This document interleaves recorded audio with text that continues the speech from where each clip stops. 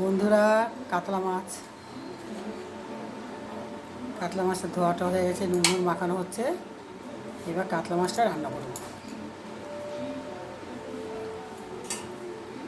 এই যে মাছের ডিম দিয়ে এখন বড়া হবে, ঝোলের সাথে দিয়ে দেবো। মাছের পিসগুলো দেখো বন্ধু, সব বড় বড় হয়েছে। হ্যাঁ,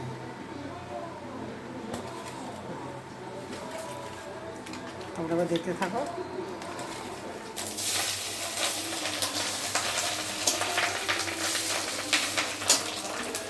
বন্ধুরা, এই মাছ ভাজা হয়ে গিয়েছে। এখানে মাছের ডিম ভাজা হচ্ছে।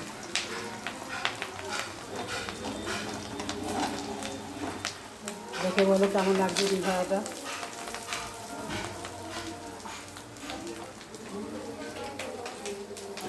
ভালো লাগলে কমেন্ট করে জানিও। ভালো লাগলে কমেন্ট করে জানিও। শুধু মাছ ভাজাটা ডিম ভাজা দেখালাম। ভালো থেকো।